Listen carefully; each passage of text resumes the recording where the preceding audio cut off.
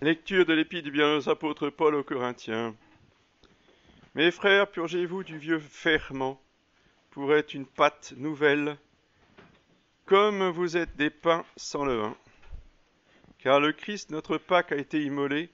Célébrons donc la fête, non avec le vieux ferment, mais ni avec un ferment de malice et de perversité, mais avec des azymes de pureté et de vérité.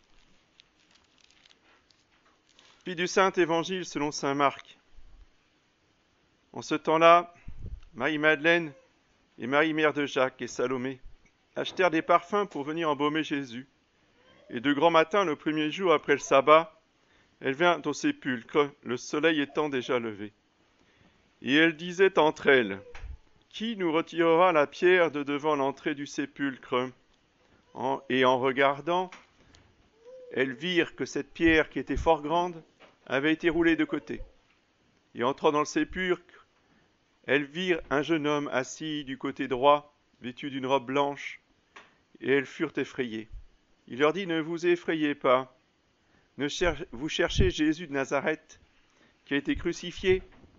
Eh bien, il est ressuscité, il n'est point ici. Voici le lieu où on l'avait mis. » Elle dit à ses disciples et à Pierre qu'il vous précède en Galilée. C'est là que vous le verrez, comme il vous l'a dit. Voici les annonces de la semaine. Aujourd'hui, c'est le dimanche de Pâques. Demain, lundi 5, lundi de Pâques. Messe à 11h. Donc, je vous rappelle que c'est comme le lundi de la Pentecôte. Il est fortement recommandé de venir à la messe le lundi de Pâques. Toute la semaine de l'octave et dimanche prochain, dimanche in albis, premier dimanche après Pâques. Donc toute la semaine, de nouveau les horaires habituels, 9h et vendredi, samedi, 11h. Donc nous remercions vivement les pères du Carmel et nos sœurs carmélites de nous avoir offert une semaine sainte digne de ce nom avec tous les offices. C'est magnifique. Je le dis parce que hier, il y avait une autre chapelle. Donc là, je m'adresse à la chapelle des Bretons. Et donc, je vous fais part de notre joie d'avoir assisté à 26 baptêmes sous condition hier. Il faut que vous réalisiez une chose, bien cher frère. Nous sommes passés dans une autre époque. Fini, je vous l'avais dit, ça fait 2-3 ans que je vous l'annonce. Je vous en parle régulièrement. Là, ça y est, on y est. Nous sommes une chapelle de mission. Parce que tous les nouveaux qui vont arriver, systématiquement, commencent par baptême. Peu importe ce qu'ils ont eu avant. Il faut rebaptiser tout le monde. Après, il faut faire abjuration de tout le monde. Comme en mission. Alors peut-être que les prochaines années, on aura 25, 30, 40 baptêmes. Je ne sais pas. Mais ça risque. Donc nous sommes dans l'action de grâce, dans la joie, parce que nous voyons cette grâce de la résurrection qui commence à surgir de manière très modeste, très humble, mais non moins réelle. Donc, je vous disais hier qu'il faut voir les choses d'en haut, comme dit saint Paul, avec la lumière de la foi, c'est ça. Ce à quoi on a assisté hier, il ne faut pas regarder ça avec les yeux humains. Ah oui, il y a 26 personnes qui ont reçu l'eau du baptême, c'est bien. Non, c'est pas ça. Quand on est vraiment ressuscité, on comprend qu'on est passé à une autre époque.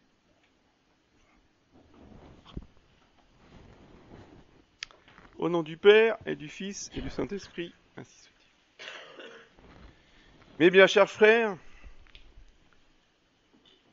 ce grand mystère de la résurrection de notre Seigneur Jésus-Christ est le centre de notre vie. C'est le socle de notre foi. Saint Paul nous dit, si Jésus-Christ n'est pas ressuscité, notre foi est vaine. C'est-à-dire qu'on est les plus idiots de l'humanité, à croire à des fadaises. D'accord ? Si Jésus-Christ n'est pas ressuscité, notre religion ne vaut strictement rien. Elle serait basée sur un échec total, même sur un mensonge, puisque Jésus-Christ, de son vivant, a passé son temps à expliquer à ses apôtres qu'il allait ressusciter le 3e jour.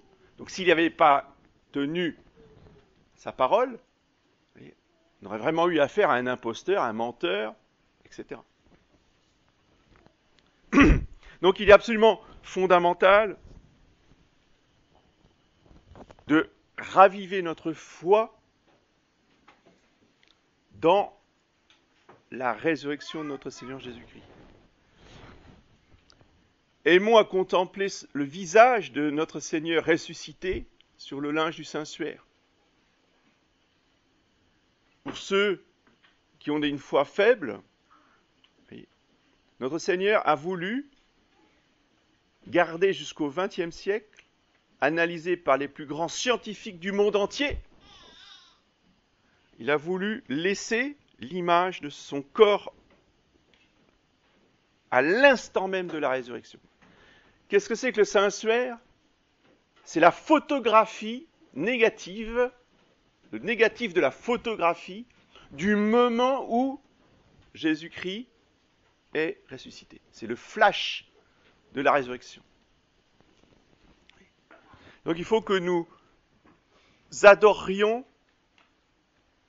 cette image de notre Seigneur Jésus-Christ lui-même. Ce n'est pas un peintre, ce n'est pas une représentation, c'est vraiment sa photographie au moment où il ressuscite. Et en ressuscitant, il nous ressuscite en même temps avec lui. Et il nous unit à sa résurrection. Il nous communique cette grâce de la résurrection à chaque communion. J'allais dire, mais attendez, excusez-moi, mais je ne suis pas ressuscité. Si, je suis ressuscité. Seulement, cette résurrection n'aura d'effet dans notre corps qu'à la fin du monde, qu'au jugement dernier. Mais l'expression de saint Paul, c'est que la communion est le gage de la résurrection. C'est-à-dire, c'est déjà une grâce de résurrection qui ne s'est pas encore développée.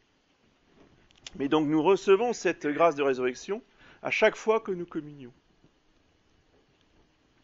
Cela doit avoir au moins un effet dans notre âme qui, elle, doit être resplendissante de la lumière de la résurrection. Il faut en avoir conscience. Et il faut en vivre tous les jours. Saint Paul nous disait hier dans l'Épître que si nous sommes ressuscités avec le Christ, nous devons goûter les choses d'en haut, c'est-à-dire les vérités du ciel, c'est-à-dire les vérités surnaturelles, qui doivent être notre pensée principale. Les choses du ciel, les choses de la foi. Et tout, quand je dis tout, c'est pas une partie, c'est pas un petit peu, c'est pas de temps en temps, c'est tout dans notre vie, dans notre pensée, dans notre cœur, tout, dans la vie de tous les jours, au travail, à la maison, dans les loisirs, tout le temps, tout doit être illuminé par cette lumière pascale surnaturelle. D'accord ? Ce qui fait que la pensée du catholique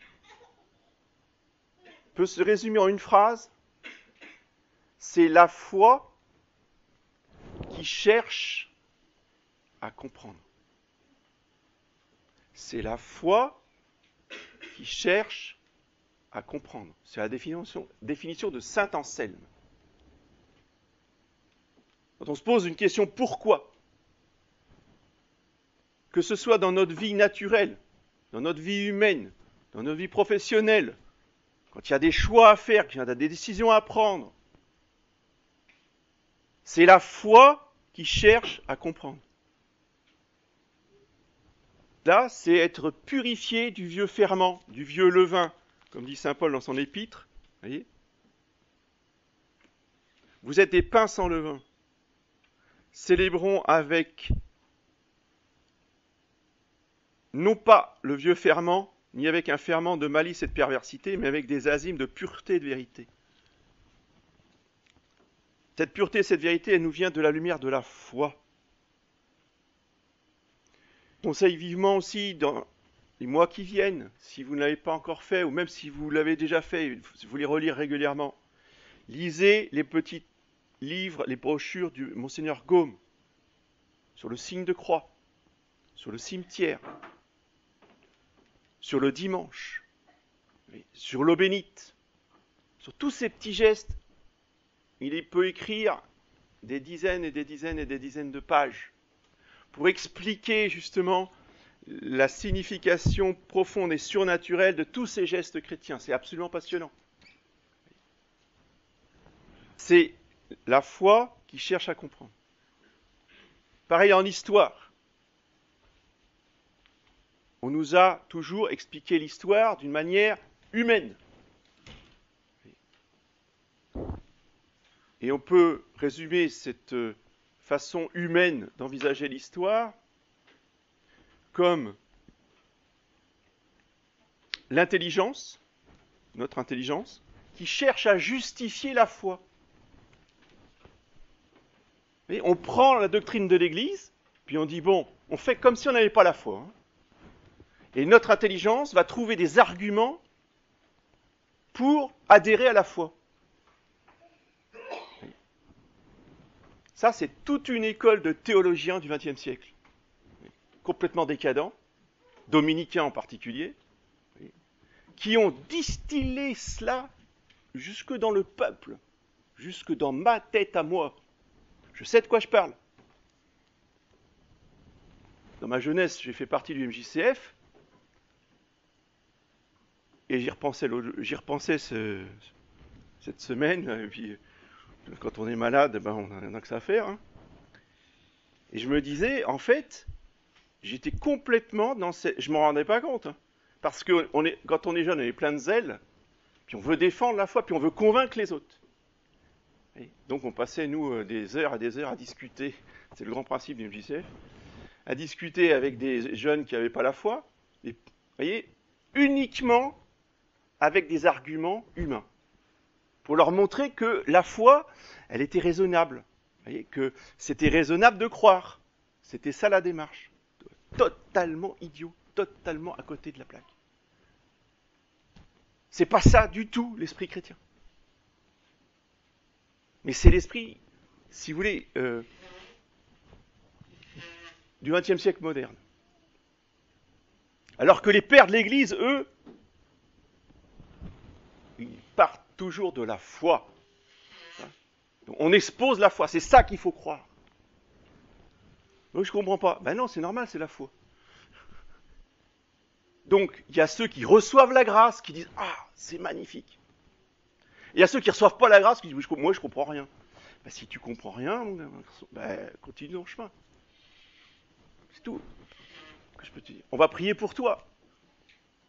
Mais on ne va pas chercher des raisons humaines pour essayer de justifier, pour lui dire, mais non, mais regarde, c'est tellement intelligent la foi. Adhère. Mais non, mais ça sert strictement à rien. J'ai perdu des heures, des jours, des mois, plusieurs années de suite, avec des garçons qui, de toute façon, ils écoutaient tous nos arguments, toute notre démonstration magnifique, et puis ils disaient, moi, rien du tout. Fin du camp, zéro. Il faut toujours partir de la foi. Après, c'est entre le Saint-Esprit et l'âme que ça se passe. Nous avons juste le devoir d'exposer le plus simplement, le plus clairement possible, les réalités surnaturelles. C'est ça la démarche catholique. C'est la foi qui cherche à comprendre. Cherche à comprendre. Parce qu'il faut chercher. Et qui cherche trouve. Cherchez, vous trouverez. Demandez, vous recevrez. Ça, c'est l'exemple des saintes femmes dans l'Évangile qui cherchent Jésus. Ils sont pas là à dire « Ah bah voilà, c'est fini, Jésus n'est plus là. Bon bah, on va faire autre chose, on va tricoter, on va coudre. » Non, ça c'est les hommes, enfin ils tricotent pas les coups, mais eux ils sont là déprimés. C'est fichu, tout est fichu, c'est fini. Justement, l'évangéliste nous montre qu'est-ce qu'il faut faire quand on a perdu Jésus. Eh bien, on le cherche. On ne se résigne pas à la situation. On a ce désir de trouver le Seigneur Jésus. Et la récompense du ciel, la récompense de Dieu, eh bien, c'est de dire, vous avez raison, c'est vous qui allez annoncer aux apôtres où se trouve Jésus. Et l'ange, remarquez bien comment les choses sont écrites. L'ange est très délicat, mais enfin, il dit les choses. Hein, comme il vous l'avait dit. Seulement vous avez tout oublié. Il a eu beau vous le dire des dizaines de fois, vous avez tout oublié. Y compris les saintes femmes, vous avez tout oublié.